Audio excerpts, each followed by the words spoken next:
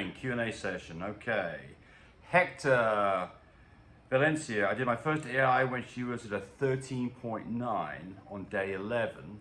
And I did another on 2 days later, so that'd be day 13. I wants to know whether or not that's good enough or should I do another AI?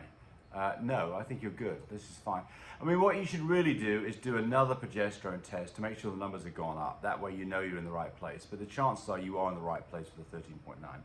So that's a textbook breeding. 13.9, really close to a 15. You bred the first time on that number. You bred 2 days later. You should have good results. So I think that I've got good confidence that you'll have really nice results from that.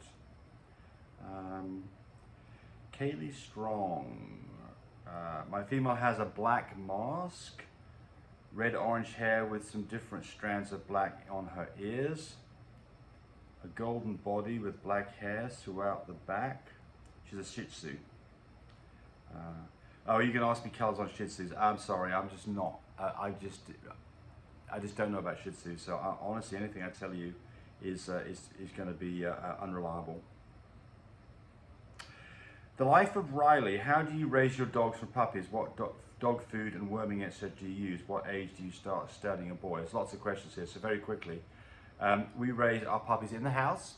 They stay with us in the house till they leave at about 10 to 12 weeks old. We put our puppies on, well, by the time they've left, they're on dry kibble. We use Life's Abundance puppy food. Our regular dogs get Life Abundance adult food. You can start studying a boy, practicing with him and seeing if you can collect off him at about 8 months. He probably won't be ready to do much till he's about 10 months old.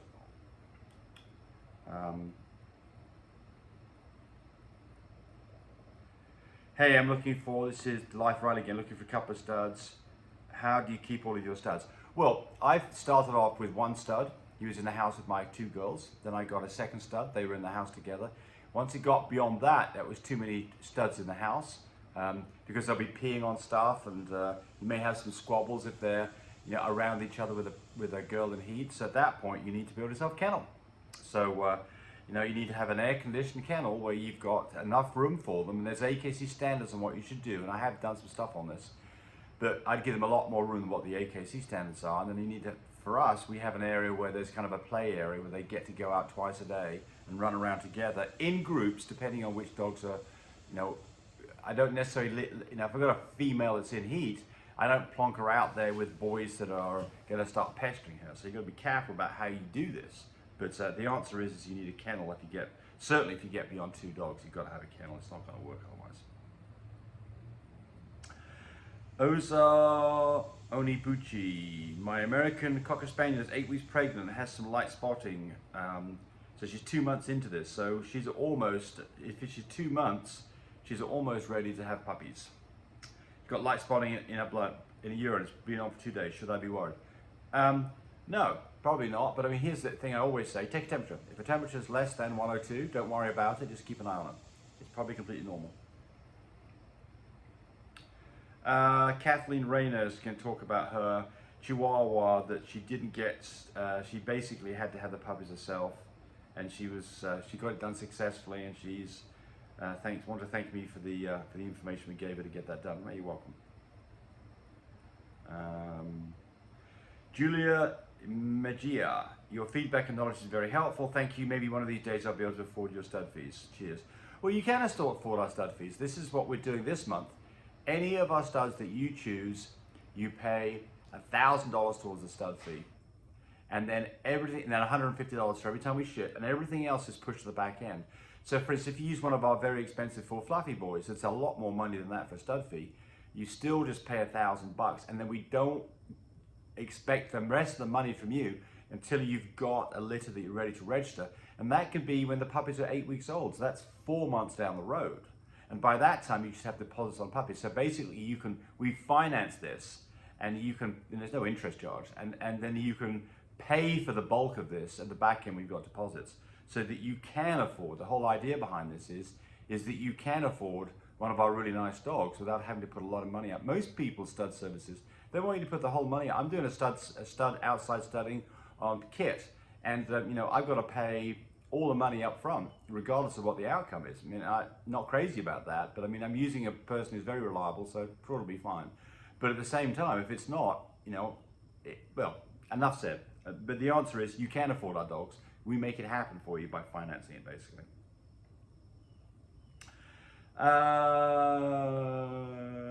Melissa Gonzalez had her first litter. I'm new to all of this. Would you recommend me getting my dog's mum and dad's DNA report?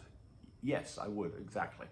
So look, if you're going to have puppies, you've got two choices here. Almost always you've got to do DNA on puppies anyway. But if you do DNA on the parents, you get an idea about what's coming out.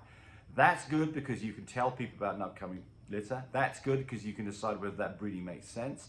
That's good because when you get the DNA back on the puppies, you can look and say, yeah, this makes sense. Based on the DNA of the two parents, the DNA looks sensible. Or no, there's a problem here. I need to get back to the DNA testing company to say, look, this can't possibly be possible. It can't be possible. There's something wrong with your testing. Please retest.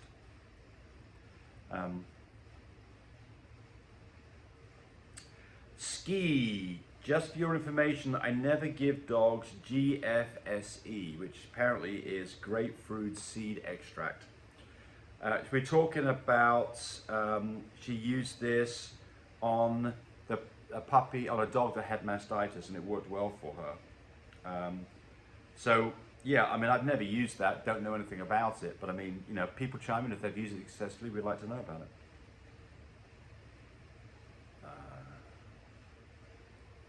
And she goes on another one to talk about how she did that. So you can all look at that comment. But she had a litter of 10 rough-coated collies, and she successfully circumvented the potential of mastitis developing. Rose West, I don't agree with Rose West's comment here at all. This is talking about taping up puppies' ears. She says this: why do people need to do this? We're talking about taping puppies' ears up. Puppies grow at their own speed. It can take months for their ears to go up, and that's fine. I don't like this. It's unnecessary for the pup. Well, look, I can tell you this, and if you have a French Bulldog and its ears are popped down and you don't tape the ears up, and you think those ears are going to pop up months later, you are badly wrong. Those ears will never go up, and that dog will have a permanent cosmetic deformity in its ears. And I don't know what you think the downside is for this. There's absolutely zero downside to taping the ears up. It doesn't cause any pain to the animal. There's no medical, problems that you could cause by this. I think you should rethink your position, Rose. There's no downside to taping their ears up, and the downside of not taping their ears up is I promise you, if those ears aren't up properly by 10 to 11 weeks old, almost certainly they're going to stay popped down. And I've done this for years, and I've never ever sent a puppy to anybody that didn't have its ears up. Well, no, that's not exactly true. I have had puppies that their ears have flopped down and need some more work. So that has happened. I mean, it's quite typical for ears to flop down, especially in bigger puppies, when they get vaccinations, when they get stressed, i.e. leaving home. That can happen. But this fix to this is tape the ears up, and it works really well.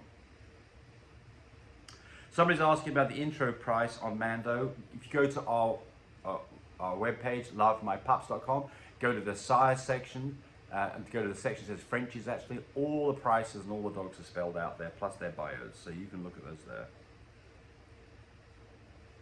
And that is 10 minutes of your time used up, and everybody have a good day. Bye, buddy. Hey, thanks for watching the video.